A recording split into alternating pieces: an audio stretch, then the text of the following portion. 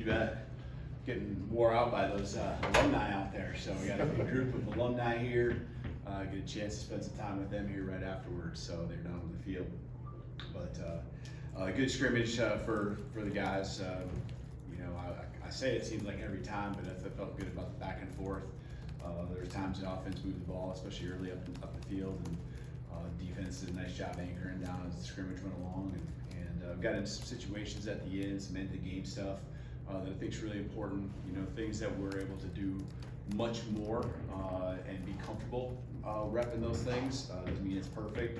That's why we practice, and got some end of the game situations in there at the end too. So just kind of last second stuff, 7 seconds, last play of the game type thing. But really all the injuries that we have right now, we got Jaden Roberts still dinged up. We got in the middle of the week, just stuff we're dealing with and keep evaluating him. So don't expect it to be a long-term thing, but don't know his timeline necessarily. And then James Smith continues to come along, and I like the progress that he's showing. So he did scrimmage, either one of those guys scrimmaged. But for the most part, we're in a good spot. I think a lot of what we went through in the spring has really helped us. I was hoping this would be a blessing in disguise, but you know, I think we're building some depth, and when you don't have a guy out there, you feel good, not just about that replacement or who's competing for those spots, but also you know, the guys that are, you know, now moving up the depth chart, maybe from a 3 to a 2 and so forth. So blessing in disguise maybe. We're building depth both the spring and the fall. Questions? Thanks, Coach. Let's start with Dick here on the far left. Yeah, we'll get out of the way. How'd the quarterbacks look? I almost just went to it without even you asking, but you know, the biggest thing with those guys, the quarterbacks, the question is, you know, they've done a great job, first of all, taking care of the football. No picks today, and a few touchdown passes. I don't know the exact number, but a few touchdown passes between all three of them. And the completion percentage over the course of camp for all three has been in that, you know, range that we want. Like to have a minimum of 65%, and they just did a good job being consistent. You know, they take care of the football. I think there's maybe 3 picks all camp. When we talk about 7-on-7 drills, team drills, I might be off on one, probably not off 2, but they've done a good job taking care of the football. And I think the first week just missed a few plays. The last practices, finding the ways to get explosives. I think, you know, commanding the huddle. I think your 2 guys that have been around the offense the longest, Ty and Austin.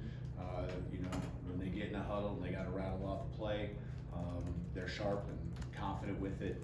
Keelan's still learning those things, but he's doing a great job. The progress is something that you'd hope for, and he's right there. So, you know, explosive opportunities, they got the ball there. They delivered the ball. And timing, I feel like very few times are we in a spot where we're not throwing on time, not confident with where we should deliver the ball. So from a timeline, because I know that's kind of what you want, you know, I feel like we're getting closer. I would have said before camp, we definitely got to make a decision by the time we get done with the second scrimmage, and I would anticipate for sure that being the case. And we'll see kind of how the next few days go, but you know, it's 2 good showings, I think, especially by Austin and Ty again today, and again Keelan making the progress we hope for. You can see what his ceiling is going to be. It's just a matter of more reps. Jumping to the right side, let's go to Charlie. Yeah, Coach, just sticking with the offense, what do you see from the backs today from a run game standpoint? Yeah, I thought Jam started out really well. I think the offensive line did a nice job creating some seams for Jam to hit. Got to the second level, you know, broke a couple tackles. I thought it was one of the better showings I've seen Jam have in a scrimmage. And then, you know, Daniel Hill is a guy we're getting more and more comfortable with. He, you know, he's big back, but I think he's deceiving when it comes to what he does from a skill set standpoint, because he can catch the ball in the backfield. You know, Dre has been consistent all camp long. I thought he poured a couple runs up in there. Did a nice job. Maybe when there's not even something there, just moving the pile and getting those 3-yard gains that are important to, you know, setting your offense up for good down distances. Rich, you know, continues to do his thing too. So all of them, I think Jam, you know, certainly had the best day, and that's been consistent. Feel good about all of them in pass protection, first with their responsibilities and the ability to go up there and execute too and get the job done. We, with blitzes and things like that, our running backs doing a good job, and when they get out, they've been effective pass catchers as well. Go to the middle room to Katie.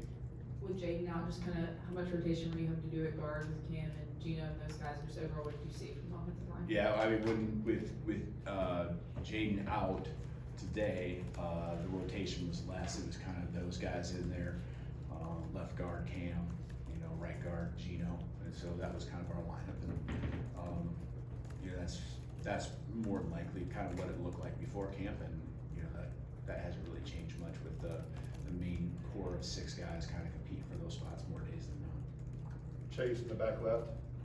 What did you see today that you would say was disappointing or concerning?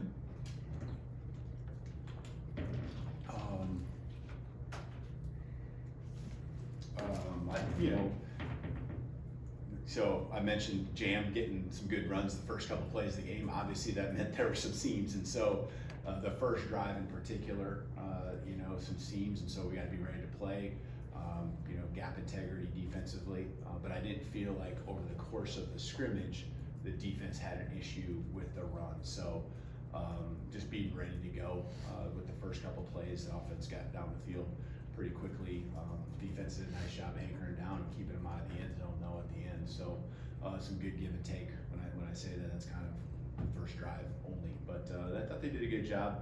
And so then on the alternative, what you'd like to see is the offense continue to execute, right? And the run game, and it wasn't like they were bad, but those explosives that you want to try to see, certainly a defense did a nice job of clamping it down. So you just I sit right wearing the headphones, and every single play, if I flip from one side to the other, there's complaining and the guy's upset, and the other side there's a crew that's pretty happy and ready to go play the next play. So but I think there's a good give and take. So I can't say that there's anything that's just like, man, we are in trouble or we're nervous about this. So, and again, we're playing some young guys there.